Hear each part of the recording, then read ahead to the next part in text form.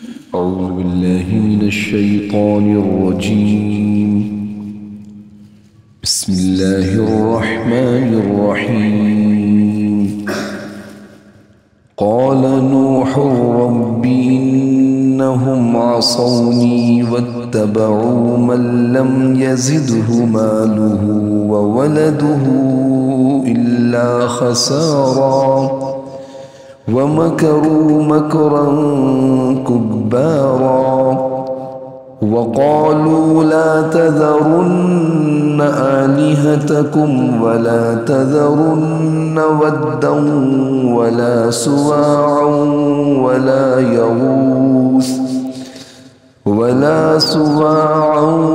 ولا يغوث ويعوق ونسرا وقد أضلوا كثيرا ولا تزد الظالمين إلا ضلالا مما خطيئاتهم أغرقوا فأدخلوا نارا فلم يجدوا لهم من دون الله أنصارا وقال نوح رب لا تذر على الأرض من الكافرين ديارا إنك إن تذرهم يضلوا عبادك ولا يلدوا إلا فاجرا كفارا رب اغفر لي ولوالدي ولمن دخل بيتي مؤمنا وللمؤمنين والمؤمنات ولا تزد الظالمين إلا تبارا صدق الله العظيم.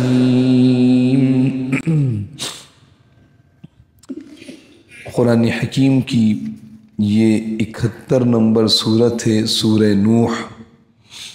اس سورت میں 28 آیات ہیں اور 2 رکوع ہیں. ان 28 آیات میں سے پہلا رکوع اور 20 آیات کا ترجمہ اور تفسیر گزشتہ درس میں بیان کیا گیا. آج کے درس میں انشاءاللہ آخری رکوع یعنی دوسرا رکوع اور آخری 18 آیات کا ترجمہ اور تفسیر انشاءاللہ 8 آیات کا ترجمہ اور تفسیر انشاءاللہ بیان کیا جائے گا. سورت کا نام ہے نوح اور سورت مکی ہے. نبی کریم سرور دو عالم صلی اللہ علیہ وسلم کے مدینہ طیبہ کی طرف سفر ہجرت سے پہلے نازل ہوئی ہے، اس لیے اس سورت کو مکی سورتوں میں شمار کیا جاتا ہے. سورت کا نام نوح ہے اور نوح حضرات انبیاء علیہ السلام میں سے ایک بڑے جلیل القدر اولو العظم پیغمبر گزرے ہیں. حضرت آدم علیہ السلام کے بعد یہ وہ پہلے پیغمبر ہیں جن کو صاحب شریعت کہا جاتا ہے کہ آدم علیہ السلام اور نوح علیہ السلام کے درمیان بھی انبیاء آئے لیکن انہیں کوئی نئی اور خاص شریعت نہیں دی گئی.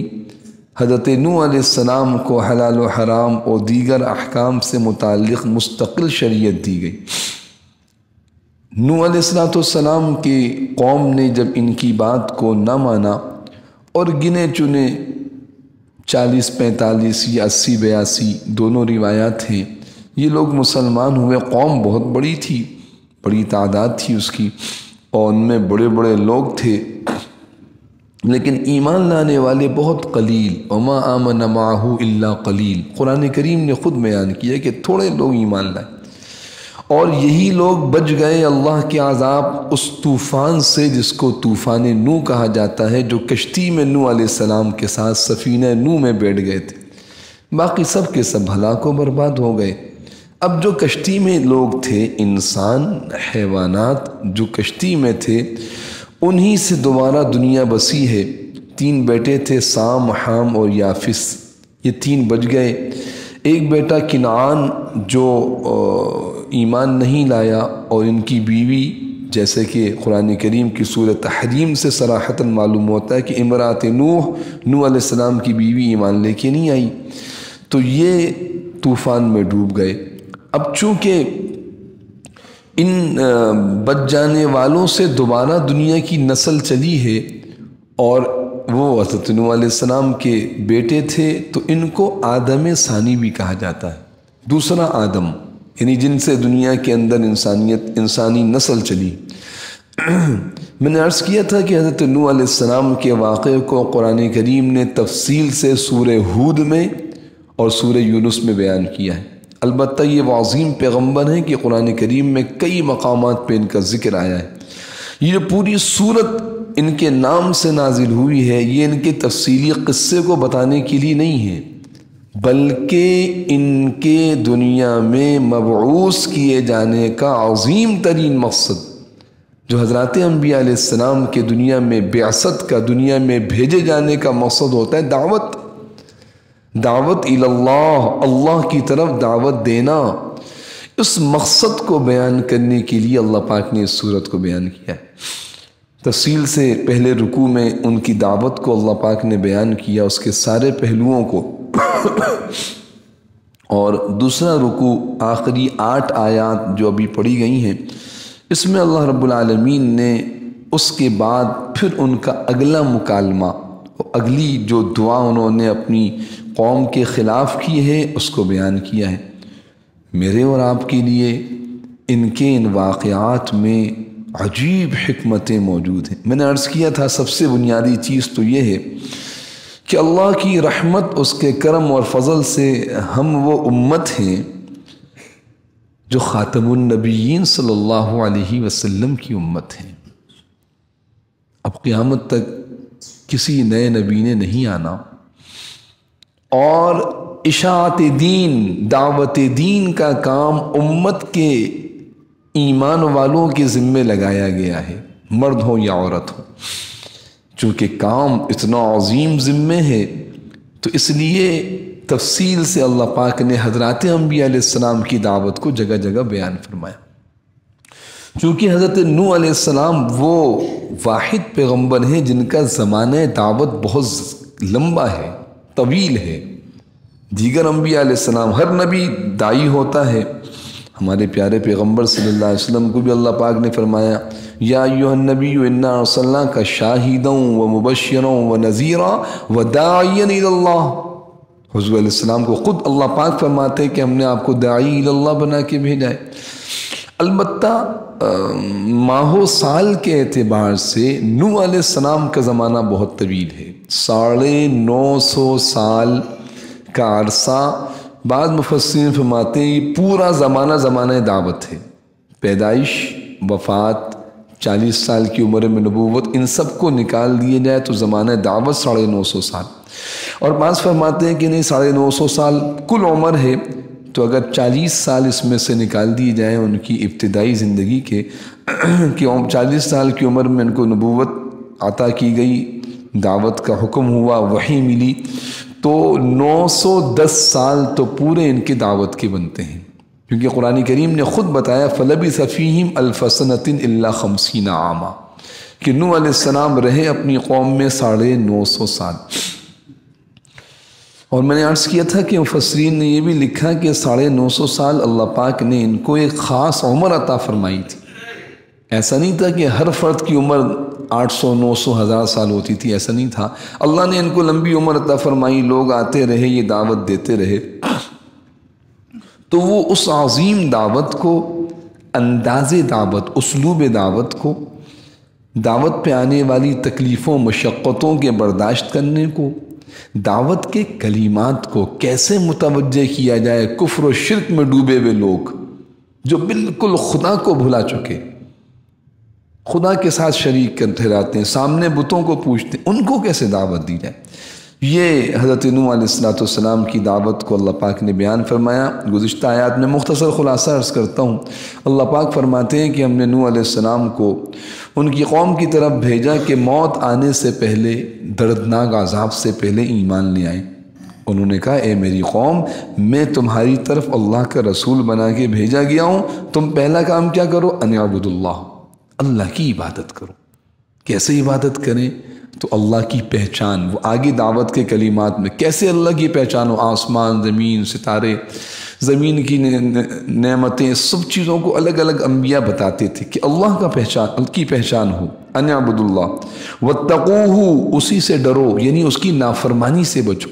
عبادت میں ہر نیک عمل آیا، تقوی سے ہر گناہ سے بچنا آیا۔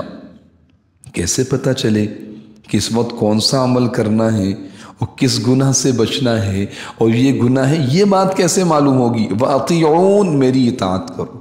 یہ پیغمبر کا عمل بتاتا ہے۔ ہر دور کے نبی اپنے عمل سے امت کے سامنے پوری زندگی رکھتے تھے۔ اسی لیے کہتے ہیں کہ حضور اکرم صلی اللہ علیہ وسلم کی پاکیزہ زندگی کو سمجھا جائے، سیکھا جائے، آپ صلی اللہ علیہ وسلم کی مبارک شریعت کو سمجھا جائے۔ یہ آپ کی زندگی ہے جو آپ نے عمل کر کے دکھا۔ آپ کے صبح و شام دیکھیں، آپ کے دن اور رات دیکھیں، آپ کے اٹھنے بیٹھنے کھانے پینے کو دیکھیں، آپ کے لباس کو، آپ کے معاملات و معاشرت کو سب سیکھا جائے۔ اپنائیں، سیکھیں، جانیں، اپنائیں، زندگی ملائیں، کیونکہ یہ ہے وہ نمونہ شریعت جو اللہ نے دے کے بھیجا ہے۔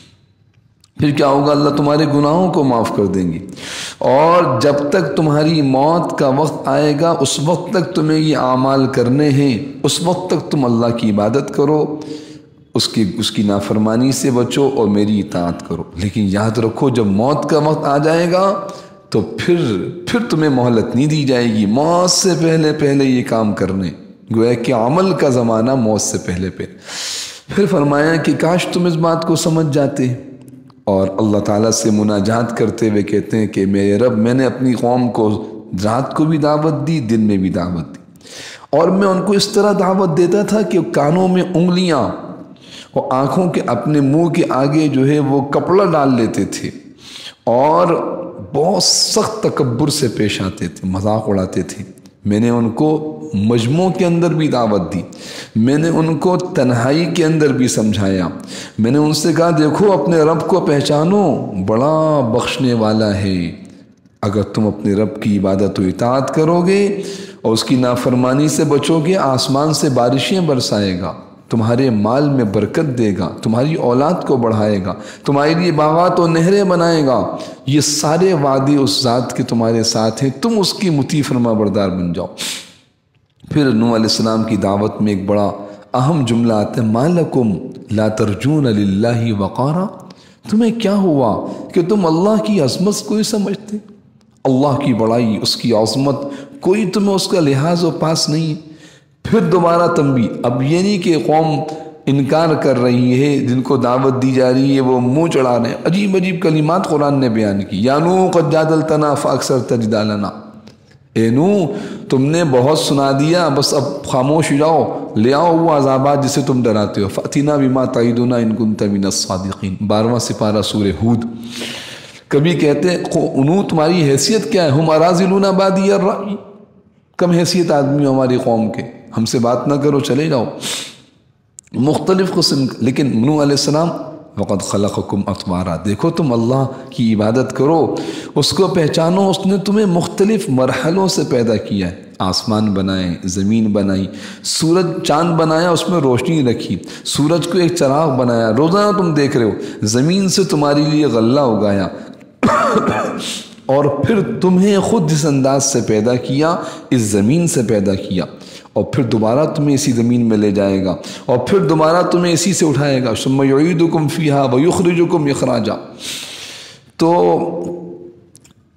اللہ سبحانہ و تعالیٰ کی مخلوقات کے ذریعے سے اللہ کا تعارف اور اللہ کی عبادت پر آمادہ کرنا اور اپنی اطاعت کا راستہ دکھانا، یہ کام نوح علیہ السلام نے مسلسل کیا۔ سیدنا عبداللہ ابن عباس رضی اللہ تعالیٰ عنہما کی روایت ہے، فرماتے ہیں کہ حضرت نوح علیہ السلام کو جب دعوت دیتے تھے تو قوم کے لوگ مارتے تھے، یہاں تک کہ وہ بے ہوش ہو کے گر جاتے، تو اب یہ سمجھتے کہ چلو بھئی یہ مر گئے، قصہ ختم ہو گیا، چھوڑ کے چلے جاتے کسی ویرانے کے اندر۔ نوح علیہ السلام ہوش میں آتے، دوبارہ اپنے آپ کو درست کرتے، پھر دعوت کے لیے پہنچ جاتے۔ تو یہ 1 نہیں 950 سال کا عرصہ اس طرح گزرا ہے۔ آیت نمبر 21 جو آج کے درس کی پہلی آیت ہے، قال نوح رب انہم عصونی واتبعوا من لم يزده ماله وولده الا خسارا۔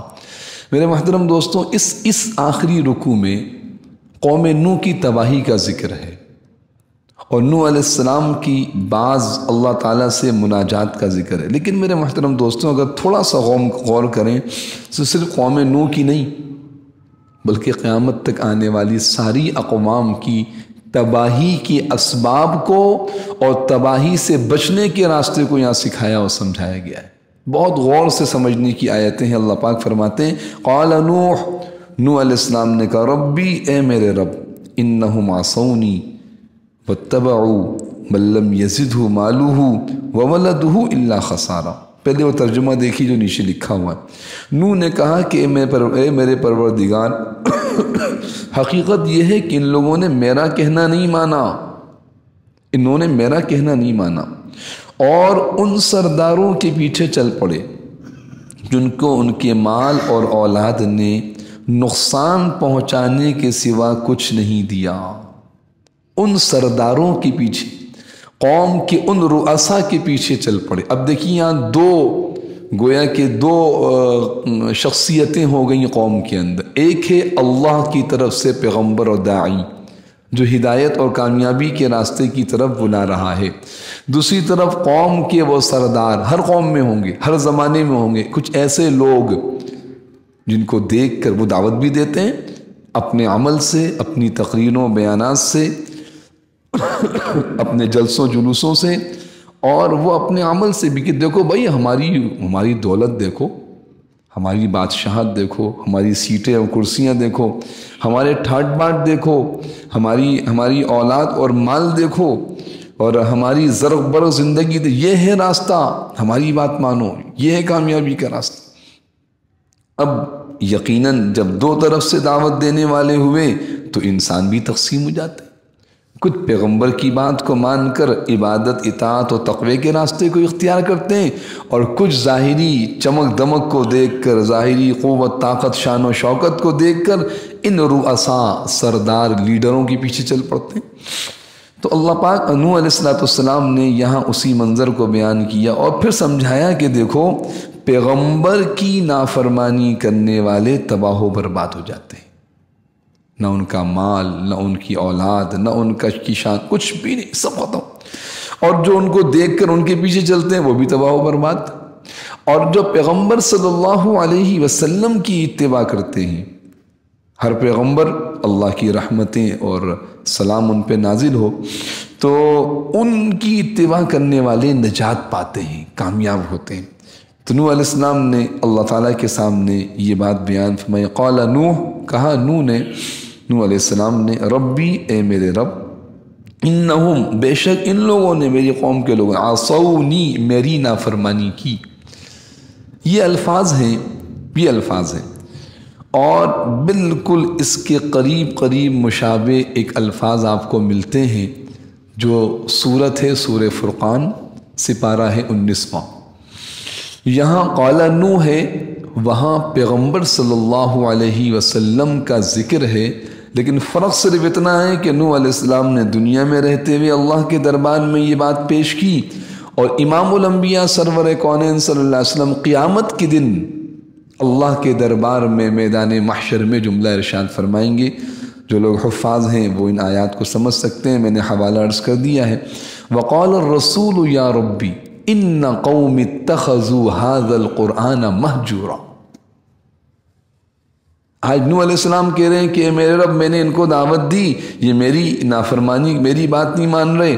قوم، قبیلے اور معاشرے کے بڑے سرداروں اور دنیا کے کامیاب لوگوں کے پیچھے چل کے زندگی گزار رہے ہیں، حالانکہ ان کو ان کے مال اولاد نے کوئی فائدہ نہیں پہنچایا۔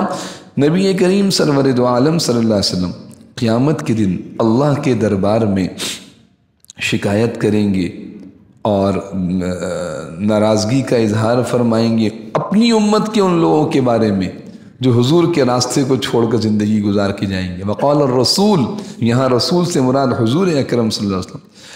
یا رب ان قوم اتخذوا، اے میرے رب، میری قوم کے ان لوگوں نے ھذا القرآن مہجورا، قرآن کو چھوڑ دیا تھا۔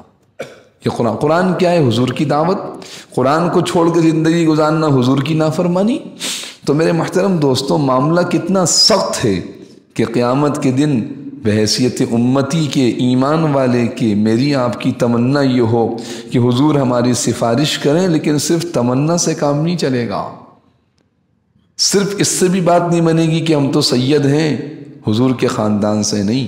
وہاں تو قرآن، اس کی تعلیمات پہ عمل کرنے والے کی سفارش ہوگی، اور قرآن کے خلاف زندگی گزارنے والے کی شکایت ہوگی۔ اس لیے یہ آیتیں قریب قریب ہیں۔ تو انہم عصونی، انہوں نے میری نافرمانی کی، واتبعوا، اور پیروی کی، من، ایسے لوگوں کی، لم یزدہ مالہ، نہیں بڑھایا ان کے مال نے، وولدہ، ان کی اولاد نے، الا خسارہ، مگر سوائے خسارے اور نقصان کی، اور کچھ ان کو نہیں ملا۔ تھوڑا سا ہم دیکھ لیں، ہم جس معاشرے میں زندگی گزار رہے ہیں، بہت سے لوگ ایسے ہیں دنیا کے اعتبار سے ان کے پاس مال و دولت، ان کی اولاد، ان کا خاندان، ان کا قوم قبیلہ، ان کی کرسی، وزارت، صدارت، اور اسی طرح ان کے جو ہے وہ پارٹی جتھا بڑا طاقتور ہے، لوگ انہیں بڑی رشک کی نگاہوں سے دیکھتے ہیں، اور پھر وہ دعوت دیتے ہیں، ارے بھائی کہاں تم کس راستے پہ چلے، آؤ یہ راستہ ہے، ہاں یہ راستہ ہے کامیابی کا، آؤ ہمارے ساتھ چلو، ہم تمہیں بتائیں دنیا میں کیسے عیش و عشرت کے ساتھ زندگی، دیکھتے نہیں ہو ہماری حکم، اور لوگ بھی دیکھ کے رشک کرتے ہیں، واہ بھائی واہ، یہ تو بڑے لوگ ہیں، بڑے سیٹھ صاحب، بڑے خان صاحب، بڑے چودھری صاحب، اور دنیا کے اعتبار سے بڑی حیثیت والے۔ تو قرآن کیا کہہ رہا ہے کہ جو ان کے پیچھے زندگی اتبعو، ان کے پیچھے لگ کے زندگی گزار رہے ہیں، ذرا سوچو تو صحیح کہ ان کا مال کیا کام آیا ان کے۔ یہ چودھری صاحب قبر میں چلے گئے، سارا مال یہاں رکھا ہوا ہے، جو حلال کمایا تھا اور حلال راستے پہ خرچ کیا تھا وہ تو ان کے لیے ذخیرہ بن گیا، لیکن جو حرام کمایا اور چھوڑ کے چلے گئے، اور ان کے اس حلال کمایا لیکن اللہ کی عبادت اطاعت میں خرچ نہیں کیا، اب ان کی اولاد اس کو حرام جگہ پہ خرچ کر رہی ہے، وبال ان کو ہو رہا ہے۔ اتبعوا من لم یزدہ مالہ وولدہ الا خسارہ۔ تو اللہ سبحانہ و تعالیٰ کی نافرمانی اور گناہوں والی زندگی اور پیغمبر کی مخالفت کے ساتھ زندگی گزارنے والے، چاہے کتنے مال و دولت والے کیوں نہ ہو، ان کا مال و دولت ان کے لیے دنیا کے اندر خسارے، وبال و حسرت کا باعث بن جاتا ہے۔ لہذا یہ لوگ نہیں ہیں کہ ان کے پیچھے چل کے زندگی گزاری جائے، ان کی اتباع کی جائے، ان کی بات میں ان کو اپنا آئیڈیل بنایا جائے، یہ لوگ نہیں۔ قرآن بتا رہا ہے آیت نمبر 22، وَمَكَرُوا مَكْرًا كُبَّارًا، نوح علیہ السلام کہتے ہیں، اے اللہ انہوں نے بڑی بھاری مکاری سے کام لیا ہے، مکرو، مکرن، مکر کیا، ایسا مکر، کبارا، بہت بڑا مکر، کبیر سے اور مبالغے کا صیغہ کبار، بہت بڑا مکر۔ کیا مکر تھا؟ سازشی، لوگوں کو بہکانا، سمجھانا کہ ارے بھائی یہ نوح کی بات نہیں ماننا، کیا حیثیت ہے اس کی، کون ہے یہ لوگ، کیا مقام ہے اس کا، ہمارے ساتھ چلو۔ آج بھی دیکھیں نا، لوگ دعوت دے رہے، آؤ ہماری پارٹی میں آؤ، ہماری جماعت میں آؤ، ہمارے جتھے میں آؤ، ہم تمہیں بتائیں گے دنیا میں وزارت کیسے حاصل کی جاتی ہے، کیسے منسٹر بنیں گے، کیسے طاقتور بنیں گے، دنیا کی عیش و عشرت کی زندگی اس طرح ہے۔ کہاں تم ان لوگوں کے پیچھے، کیا زندگی ہے ان کی؟ وَمَكَرُوا مَكْرًا كُبَّارًا، ہر قسم کی وہ سازش ان کی طرف اشارہ ہے جو پیغمبر کے نہ ماننے والے ان کے خلاف کرتے ہیں اور لوگوں کو بہکاتے ہیں کہ ان کی بات نہ مانو۔ آج پیغمبر تو موجود نہیں ہے، پیغمبر کا راستہ موجود ہے، پیغمبر کے راستے پہ چلنے والے لوگ موجود ہیں، اب جو ان کی مخالفت کر رہے ہیں مکرو مکرن کبارہ میں شامل ہیں۔ ہمیں سمجھنا چاہیے، قرآن پڑھنے سمجھنے آئے ہیں، ہمیں سمجھنا چاہیے کہ مکرو مکرن کبارہ، اللہ کے نافرمان لوگ جو اس قسم کے مکر و فریب کے اندر لوگوں کو مبتلا کرتے ہیں، سب مکر ہے، دھوکہ ہے۔ بڑی سے بڑی دنیا کی کوئی بڑے سے بڑا عہدہ مل جائے، بڑی سے بڑی طاقت حاصل، دھوکہ ہے، ختم ہو جائے گی۔ آیت نمبر 23 فرمایا وَقَالُوا لَا تَذَرُنَّ آلِهَتَكُمْ وَلَا تَذَرُنَّ وَدًّا وَلَا سُوَاعًا وَلَا يَغُوثَ وَيَعُوقَ وَنَسْرًا وَقَدْ أَضَلُّوا كَثِيرًا۔ نوح علیہ السلام کہنے لگے کہ ان لوگوں نے کیا کیا جو میری مخالفت کر رہے ہیں؟ کیا کرتے ہیں؟ کہنے لگے لا تذرن، اپنے ماننے والوں سے، اپنی قوم کے لوگوں سے، یہ بڑے بڑے سردار، یہ پیغمبر کے مخالف، یہ دین حق کے مخالف لوگ، اہل باطل کیا کرتے ہیں؟ ہرگز نہ چھوڑنا آلہتکم، اپنے معبودوں کو۔ یہ جو نوح دعوت دے رہے ہیں تمہیں توحید کی ہے، اپنے معبودوں کو، اپنے آباء و اجداد کو چھوڑ دو گے؟ آلہتکم ولا تذرن، اور ہرگز نہ چھوڑنا، ودن، ود کو، ولا سواعن، نہ سوا کو، ولا یغوسا، نہ یغوس کو، ولا یعوقا، نہ یعوق کو، ولا نصرا، نہ نصر کو۔ یہ 5 نام آئے ہیں یہاں پر۔ یہ 5 نام ان بڑے بڑے بتوں کے تھے جو نوح علیہ السلام کی قوم میں معروف تھے اور وہ ان کی عبادت کیا کرتے تھے۔ مفسرین نے عجیب بات لکھی ہے کہ یہ بت پرستی قوموں میں آتی کیسے تھی؟ یہ ود، سوا، یغوس، یعوق، نصر، یہ نام کیسے پڑ گئے ان کے؟ کس وجہ سے ان کا نام رکھا ہے انہوں نے؟ تو مفسرین نے لکھا ہے کہ اصل میں یہ ابتداءً کوئی بت نہیں تھے، بلکہ یہ چند نسلوں پہلے بڑے نیک پرہیزگار انبیاء کے متبع لوگ تھے۔ انبیاء سابقین، نوح علیہ السلام کی سے پہلے جو انبیاء آئے ہیں، ان انبیاء کی اتباع کرنے والے بڑے فرما بردار اور نیک لوگ تھے۔ ان کا انتقال ہوا تو ان کے بعد کے آنے والی نسلوں نے کہا کہ جی وہ اتنے اچھے لوگ تھے، دنیا سے چلے گئے، لہٰذا اب ہم اپنے اندر ان کو دیکھ کر ان کی عبادت اور ان کی نیکی کا جذبہ پیدا کرنے کے لیے ایک تصویر بنا لیتے ہیں۔ تصویر اپنے گھر میں رکھیں گے، ان کو دیکھ کر یاد آئے گا یہ ہمارے آباء و اجداد فلاں فلاں تھے، کیسے نیک لوگ تھے، ہم بھی نیکی کے راستے پہ چلیں۔ تو شیطان نے ان کو یہ راستہ دکھایا، انہوں نے تصویریں بنا لی۔ تصویریں کس طرح بنتی تھیں؟ کوئی کاغذ پہ، کپڑے پہ، چمڑے پر، جہاں تصویر جس طرح بنتی تھی۔ وقت کے ساتھ ساتھ وہ تصویریں بوسیدہ ہو کے ختم ہو جاتی تھیں۔ تو بعد کے لوگوں نے کہا کہ بھئی ان تصویروں سے تو یہ تو ختم ہو جاتی ہیں، اور ہمیں دین کا شوق پیدا ہوتا ہے ان کو دیکھ کر۔ ایسے نیک لوگ جیسے آج بھی اولیاء اللہ کی تصویریں بعض لوگ اپنے گھروں میں لگاتے ہیں، بڑی داڑھی اور ہاتھ میں تسبیح اور بڑا نورانی چہرہ۔ تو اسی طرح انہوں نے کہا کہ ابھی تصویریں تو ختم ہو جاتی ہیں، لہذا کیا کریں، مجسمہ بنا دیں۔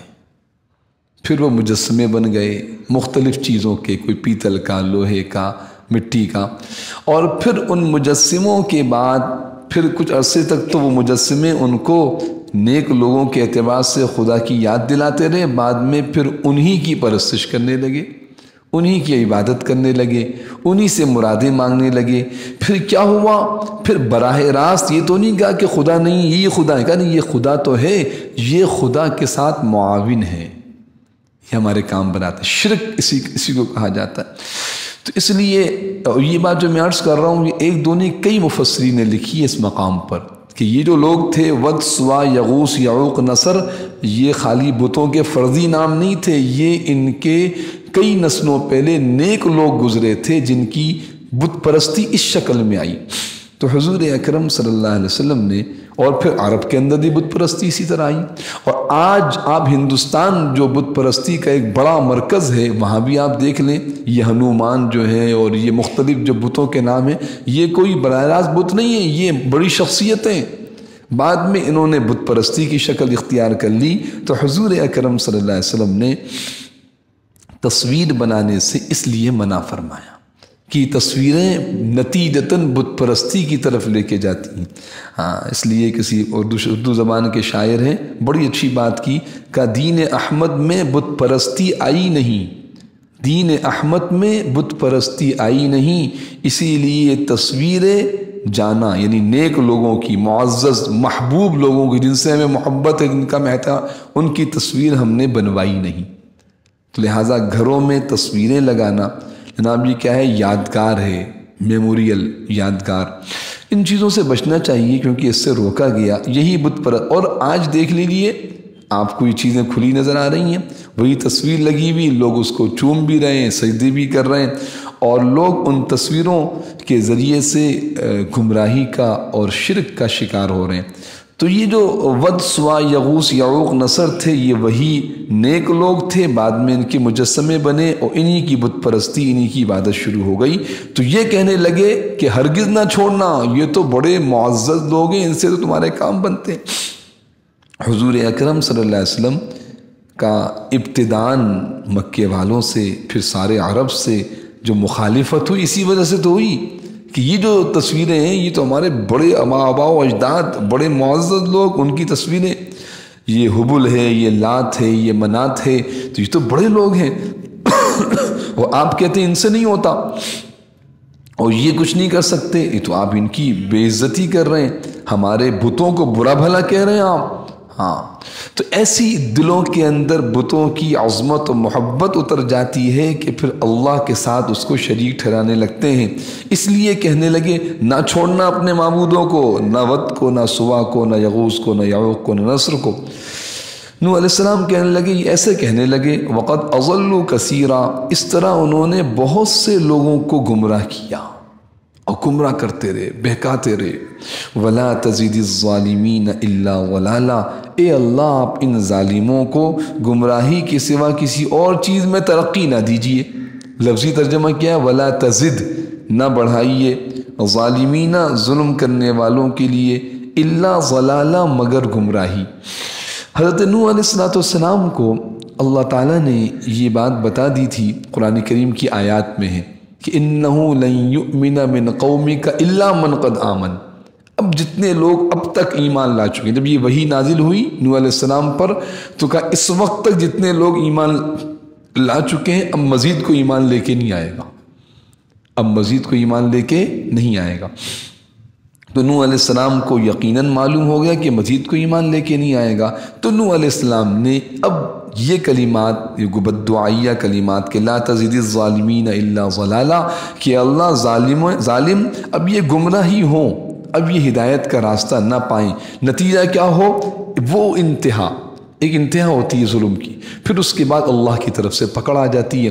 تو جب یہ بڑھتے رہیں گے گمراہی کے اندر تو اس انتہا کو پہنچ جائیں گے، پکڑ آ جائے گی، اور نتیجہ یہ ہوگا کہ ایمان والے ان کی تکلیفوں سے نجات پا جائیں گے، یہ اپنے انجام کو پہنچ جائیں گے۔ یہ مقصد ہے وَلَا تَزِدِ الظَّالِمِينَ إِلَّا ضَلَالًا کے۔ اب میرے محترم دوستوں، ان قوم نوح کی بربادی کا ذکر ہے۔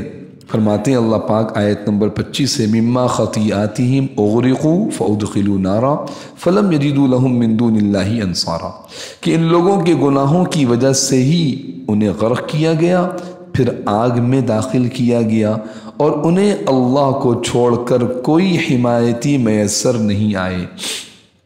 دنیا میں اللہ کے نافرمان لوگ، بڑا اس پہ غور کیجئے، دنیا میں اللہ کے نافرمان لوگ وہ بھروسہ کرتے ہیں کس کے اوپر؟ اللہ کے علاوہ کی طاقتوں پر۔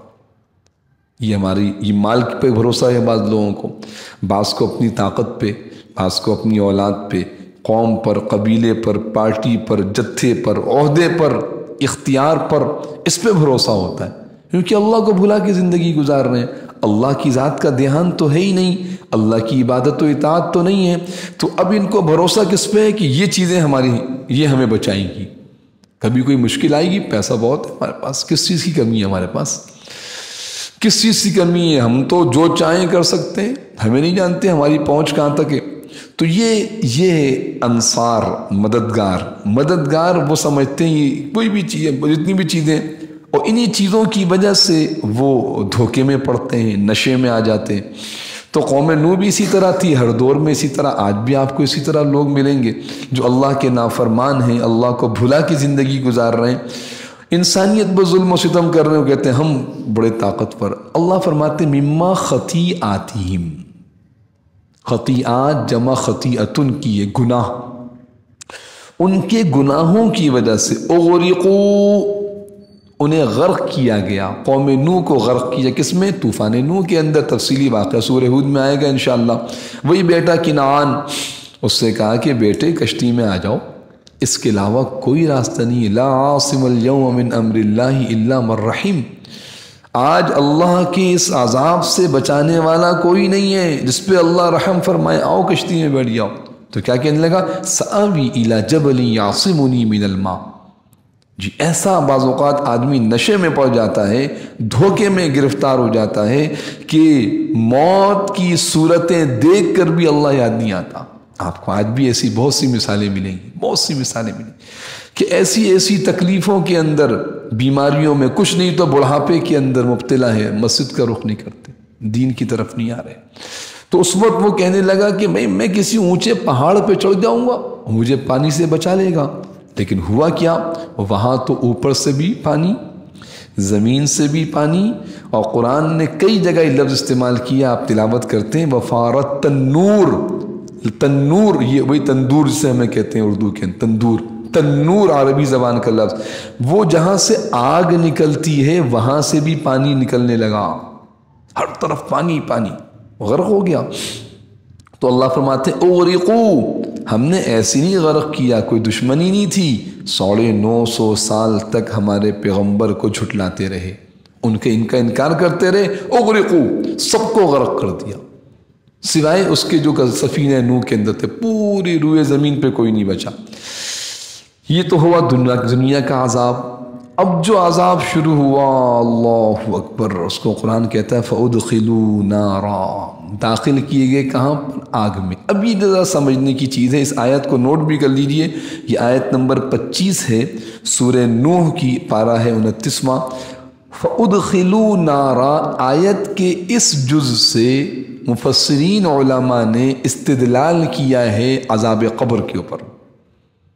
آج آپ کو بڑے جدید اسکالر ملیں گے، میڈیا پہ آتے ہیں، مختلف چینلوں پہ، اور قرآن و حدیث کی نامعلوم کس انداز سے تفسیر کرتے ہیں، کہتے ہیں جناب کوئی موت کے بعد کوئی عذاب قبر نہیں ہے، مر گئے مٹی مل کے ختم۔ ٹھیک ہے، قرآن یہ ایمان والے، کافروں کی بات نہیں کر رہا ہوں، مسلمانوں کی بات۔ وہ عذاب قبر کا انکار کرتے ہیں اور کہتے ہیں مر گئے ختم، اب قیامت کے دن اٹھائے جائیں گے، بس پھر جو عذاب ہوگا اس وقت، قبر کے بعد قبر میں کوئی عذاب نہیں۔ حالانکہ صریح احادیث موجود ہیں اور بہت سی آیات بھی ہیں، ان میں سے آیت کا ایک حصہ یہ ہے کہ ادخلوا نارا، ان کو داخل کیا گیا آگ میں۔ جہنم کی آگ میں نہیں، ابھی تو جہنم کا یعنی آخرت اور جہنم کا فیصلہ ہی نہیں ہوا، وہ سلسلہ ہی شروع نہیں ہوا۔ تو قرآن کہتا ہے یہاں ان کو غرق کیا گیا، ادخلوا، داخل کر دیا گیا، جس طرح غرق کیا گیا ماضی کا صیغہ اغرقوا، اسی طرح داخل کیا گیا آگ میں۔ تو کون سی آگ مراد ہے؟ عالم برزخ، قبر کی آگ کی جو برزخ کا عالم ہے، قبر کی آگ۔ اور قبر آپ کو پتہ ہی یہ 6-7 فٹ لمبی اور 2-2.5 فٹ چوڑی اور 4-5 فٹ گہری، اس گڑھے کا نام قبر نہیں ہے۔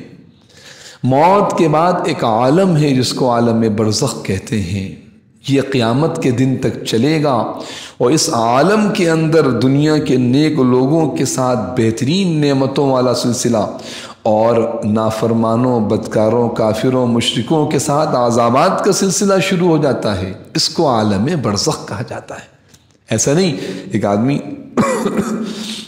انبیاء سابقین بنی اسرائیل کے ایک آدمی کے بارے میں آتا ہے کہ اس نے کہا میں مر جاؤں تو میری لاش کو جلا دینا، راکھ کو بکھیر دینا، تاکہ میں بس بچ جاؤں عذاب سے۔ حالانکہ دنیا میں کتنے لوگ سمندر میں مر جاتے ہیں، کتنی اقوام ایسی ہیں باطل مذاہب والے، وہ آگ میں جلا کے چھوٹے سے ڈبے میں راکھ بھر دیتے ہیں اور رکھ دیتے ہیں۔ جاپان کے اندر مختلف ممالک میں اس طرح ہوتا ہے۔ ہندوؤں کے دیکھیے وہ ان کی جسم کو جلا دیا جاتا ہے۔ تو ایسا نہیں ہے کہ جسم جلا دیا جائے، کہیں آدمی سمندر میں ڈوب جائے، جل کے فضاؤں کے اندر بکھر جائے تو بس ختم ہو گیا، نہیں۔ عالم برزخ، برزخ ایک عالم ہے، جیسا یہ لوگ بھی تو سب ڈبا دیے گئے تھے، ان کے بھی جسم پھول گئے، پھٹ گئے، ختم ہو گئے، کوئی دفن کرنے والا تو ان کو بھی نہیں تھا، قوم نوح کو۔ لیکن اللہ فرماتے ہیں فَأُدْخِلُوا نَارًا، ان کو آگ میں داخل کیا گیا۔ اس لیے نبی کریم سرور دو عالم صلی اللہ علیہ وسلم نے ارشاد فرمایا القبر روضۃ من ریاض الجنہ او حفرۃ من حفر النار۔ کئی احادیث ہیں اس کے اوپر کہ قبر یہ جنت کا باغ ہے، باغیچوں میں سے ایک باغیچہ، یا جہنم کے گڑھوں میں سے ایک گڑھا ہے۔ یہ قبر نہیں ہے، یہ یہاں سے مراحل آخرت شروع ہو گئے ہیں۔ تو فَأُدْخِلُوا نَارًا، یہ آیت بتاتی ہے کہ قوم نوح کو عذاب برزخ میں داخل کر دیا گیا، یعنی آگ میں داخل کیا۔ اور پھر کیا بھروسہ تھا؟ طاقت پر، قبیلے پر، تعداد پر، اولاد پر، مال و اسباب پر، فلم یجدو، اللہ فرماتے ہیں فلم یجدو، پھر نہ پایا انہوں نے، لہم اپنے لیے، من دون اللہ اللہ کے علاوہ، انصارا کوئی مددگار، اب اللہ کے علاوہ کوئی ہے ہی نہیں، اور اللہ کی نافرمانی کے ساتھ زندگی گزاری، تو اب کوئی مددگار ہے ان کا، کوئی بچانے والا ہے؟ کسی نے کہا نا کہ غرور تھا نمود تھی، ہٹو بچو کی تھی صدا، غرور تھا نمود تھی، ہٹو بچو کی تھی صدا، اور اب تم کو کیا بتائیں، لحد کا بھی پتہ نہیں، اب تم کو کیا بتائیں جناب، ہٹو بچو، پروٹوکول، راستے بند ہو رہے ہیں، اور جناب جو ہے وہ گارڈ آف آنر پیش کیا جا رہا ہے، اور لوگ کھڑے ہوئے، غرور تھا، گردن جھکی نہیں رہی، نمود تھا، دکھا رہے ہیں کہ ہم ایسے طاقتور ہیں، اتنے مالدار ہیں، ہٹو بچو کی تھی صدا، اور یہاں روح نکلی، قبر میں گئے کچھ دنوں کے بعد، اب ہم تم کو کیا بتائیں، لحد کا بھی پتہ نہیں، قبر کہاں ہے، جسم کہاں گیا، ہاتھ پاؤں کہاں گئے، چہرہ اور وہ طاقت و قوت والے بازو کہاں گئے، کچھ پتہ نہیں، وہ تو بہت بات کی بات ہے، قبر کا ہی نہیں پتہ، قبر ہی بے نام و نشان ہو گئی، تو فلم یجدوا لہم من دون اللہ انصارا، اللہ کے علاوہ کوئی مددگار نہیں۔ نوح علیہ السلام کی ایک اور بددعائیہ کلمات دیکھیے، کیا فرمایا، وقال نوح رب لا تذر علی الارض من الکافرین دیارا انک ان تذرہم یضلوا عبادک ولا یلدوا الا فاجرا کفارا، اور کہا نوح علیہ السلام نے یہ بھی کہا، میرے پروردگار ان کافروں میں سے ایک باشندہ بھی زمین پر باقی نہ رکھیے، اگر آپ ان کو باقی رکھیں گے تو یہ آپ کے بندوں کو گمراہ کریں گے، اور ان سے جو اولاد پیدا ہوگی وہ بدکار اور پکی کافر ہی پیدا ہوگی۔ یہ نوح علیہ السلام کیوں؟ وجہ وہی تھی، مایوس نہیں ہوئے تھے، وجہ وہی تھی کہ اللہ پاک کی طرف سے یہ بات واضح ہو گئی تھی کہ ابھی ایمان نہیں لائیں گے۔ تو دیکھیے جب اللہ کی پکڑ آتی ہے تو ایسی سخت آتی ہے، اور ایک دم نہیں آتی بلکہ بڑی ڈھیل دی جاتی ہے، لہٰذا سب سے پہلے میں اور آپ اپنا محاسبہ کریں، 30 سال 40 سال 50 سال جو ہماری عمر ہے، اللہ نے ہمیں مہلت دی ہے، اس مہلت سے فائدہ اٹھائیں، سچی توبہ کر کے اللہ کی عبادت و اطاعت کو اپنی زندگی کا مقصد بنا لیں، اس لیے کہ وہی ذات ہے جو ہر مقام پر کام آنے والی ہے۔ وقال نوح، کہا نوح علیہ السلام نے، ربی اے میرے رب، لا تذر مت چھوڑیے، علی الارض زمین پر، من الکافرین کافروں میں سے، دیارہ ایک رہنے والا، باشندہ، زمین کا رہنے والا۔ اور عجیب بات ہے کہ یہ منظر تو نوح علیہ السلام کی دعا پر بددعا پر زمین نے دیکھا تھا، یہ منظر عنقریب آنے والا ہے، ابھی ایمان والے ختم ہو جائیں گے تو کافر کچھ عرصے رہیں گے، پھر سب کے سب تباہ و برباد کر دیے جائیں گے۔ انک ان تذرہم، اور وجہ کیوں نہ چھوڑیں، اس لیے کہ اگر آپ ان کو چھوڑیں گے یضلوا عبادک، پھر یہ آپ کے بندوں کو گمراہ کریں گے، ولا یلدوا الا فاجرا کفارا، اور نہیں پیدا ان کی جو اولاد ہوگی، چونکہ یہ خود بدکار ہیں، کافر ہیں، تو الا فاجرا کفارا، فاجر یعنی گناہ گار، اور کفارہ بڑے کافر پیدا ہوں گے ان کی اولاد میں سے۔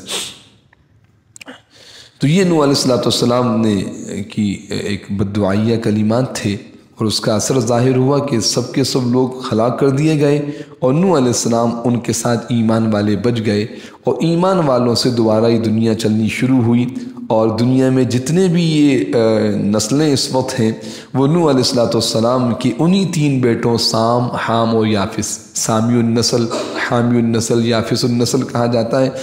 انسانی تاریخ کے ماہرین اسی کو بتاتے ہیں کہ یہ 3 ہی افراد تھے جو نوح علیہ السلام کے بعد زندہ بچے، ان کے بیٹوں میں سے، ان سے دنیا کی نسلیں پھیلی ہوئی۔ نوح علیہ السلام اس سورت کی آخری آیت اور پھر اب دعا اللہ سے مانگتے ہیں، یہ دعا نوح علیہ السلام کی ہے، ہمیں بھی بار بار مانگنی چاہیے۔ کیا فرماتے ہیں، رب اغفر لی، اے میرے پروردگار میری بھی بخشش فرما دیجئے، ولی والدیہ، میرے والدین کی بھی، ولی من دخل بیتیہ، ہر اس شخص کی جو میرے گھر میں داخل ہوا، لیکن کیسے داخل ہوا، مؤمناً، ایمان کی حالت میں، وللمؤمنین والمؤمنات، اور تمام ایمان والے مردوں ایمان والی عورتوں کی بھی آپ مغفرت فرما دیجئے، ولا تزد الظالمین الا تبارا، اور جو لوگ ظالم ہیں ان کو تباہی کے سوا کوئی چیز نہ دیجئے، نہ بڑھے ان کی تباہی، ظالموں کے لیے تباہی کی بددعا ہے۔ دیکھیے اس دعا کی ترتیب سے معلوم ہوتا ہے کہ سب سے پہلے دعا مانگی اپنے لیے، یعنی آدمی اپنی اصلاح کی کوشش کرے، اپنے آپ کو عبادت پر، اطاعت پر، فرما برداری پر، گناہوں سے بچانے پر۔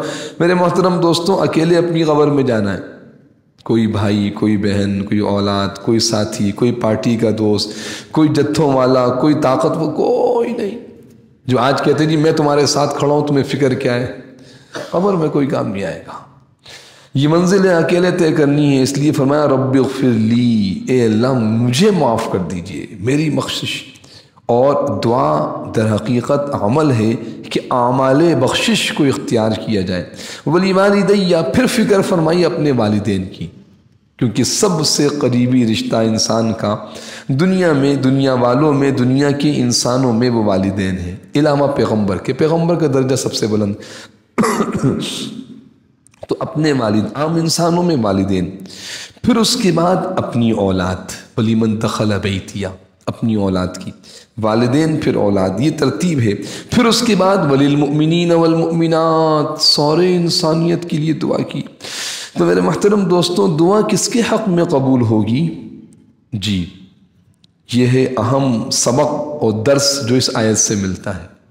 گئے بڑے بزرگ کے پاس دعا کروا کے آئے، کہا اب کوئی پرواہ نہیں ہے، سود لو، دھوکہ دو، حرام کھاؤ، مال دبا لو، نماز ایک وقت کی نہ پڑھو، وہ جو سرکار ہے نہ پہنچی بھی، ان کے پاس چلے گئے تھے، ان سے دعا کروا لی، ان کے نام پر نظر و نیاز کر دی ہے، سالانہ نیاز دے دیتے ہیں، 11ویں کر لیتے ہیں، یہ سارے کام کر کے مطمئن ہے آج امت۔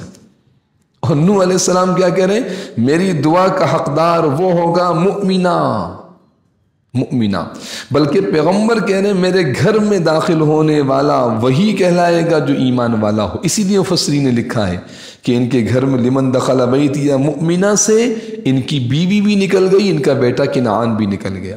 دونوں عذاب کے اندر مبتلا ہوئے، وہ بچ نہیں سکے، نبی کی دعا نہیں بچا سکی ان کو۔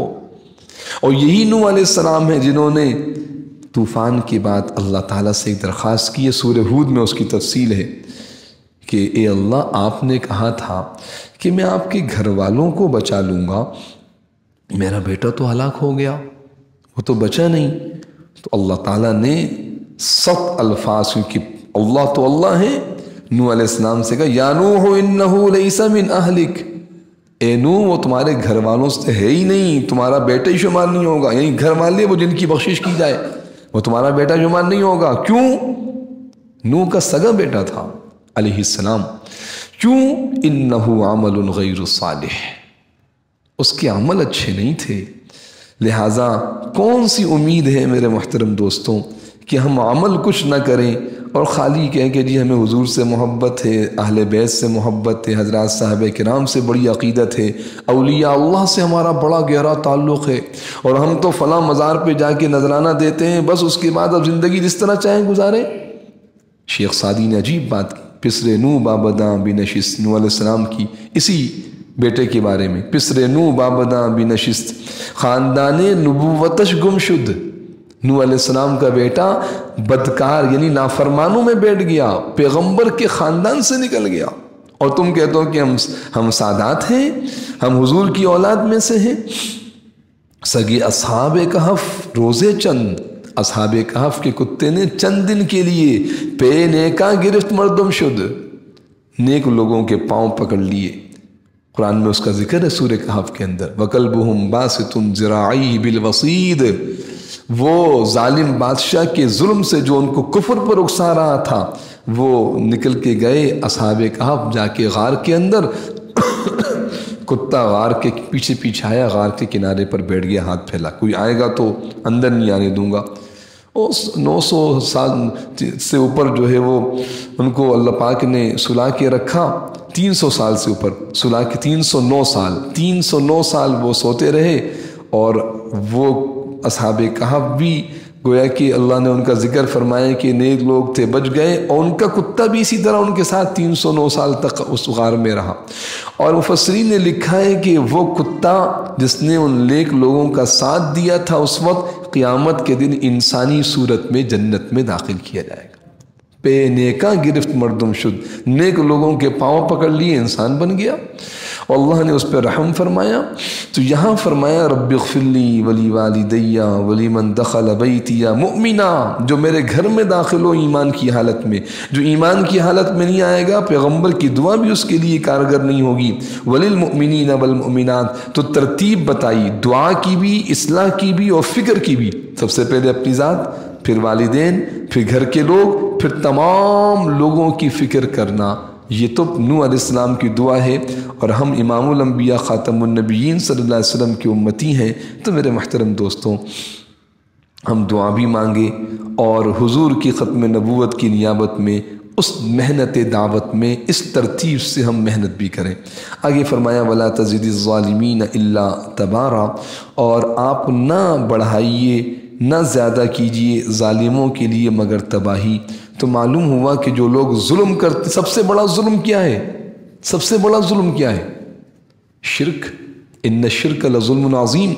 سب سے بڑا ظلم کیا ہے؟ اپنے خالق و مالک کو بھلا کے زندگی گزارنا۔ جس نے صبح شام نعمتیں دی اس کی نافرمانی کرنا سب سے بڑا ظلم ہے، اور حضرات انبیاء علیہ السلام ظالموں کے لیے بد دعائیں کرتے ہیں۔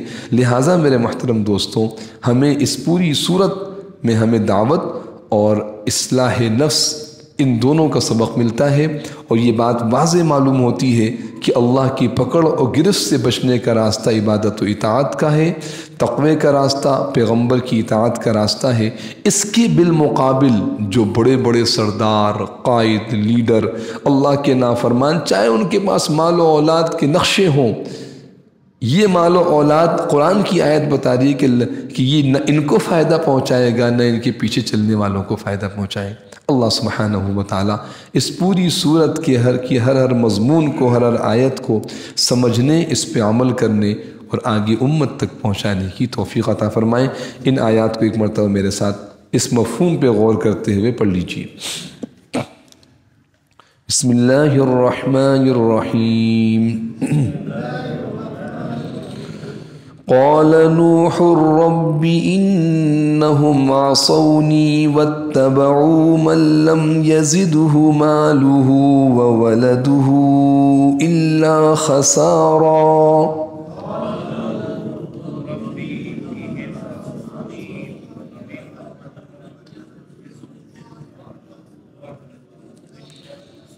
ومكروا مكرا كبارا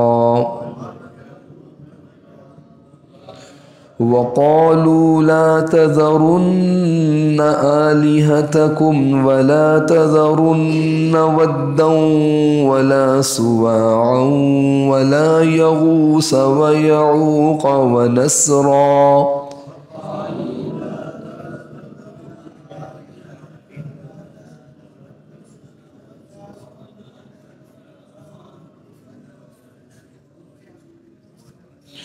وقد أضلوا كثيرا ولا تزد الظالمين إلا ضلالا مما خطيئاتهم أغرقوا فأدخلوا نارا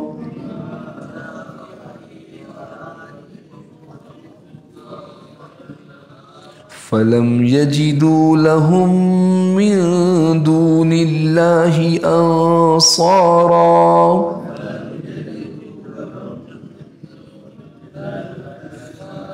وقال نوح رب لا تذر على الأرض من الكافرين ديارا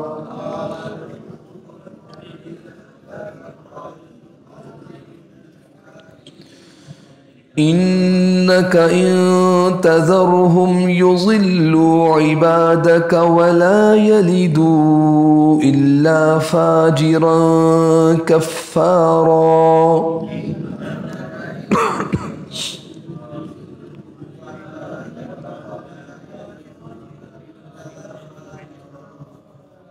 رب اغفر لي ولوالدي ولمن دخل بيتي مؤمنا وللمؤمنين والمؤمنات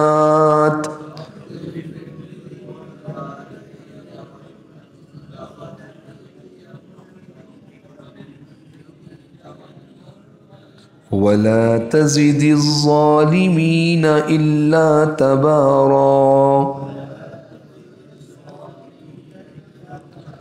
صدق اللہ العظیم۔ انشاءاللہ آئندہ درس میں سورۃ الجن شروع ہو رہی ہے۔ یہ بھی عجیب اسلوب ہے کہ آپ صلی اللہ علیہ وسلم چونکہ پیغمبر ہیں انسان و جنات کی طرف، تو نوح علیہ السلام کی دعوت کے بعد سورہ جن کو لانا یہ ایک بلیغ ترتیب ہے۔ انشاءاللہ سورۃ الجن کے ترجمہ تشریح متعلق آیات کا آئندہ درس میں انشاءاللہ بیان کیا جائے۔ کوئی بات کسی ساتھی کو پوچھنی ہو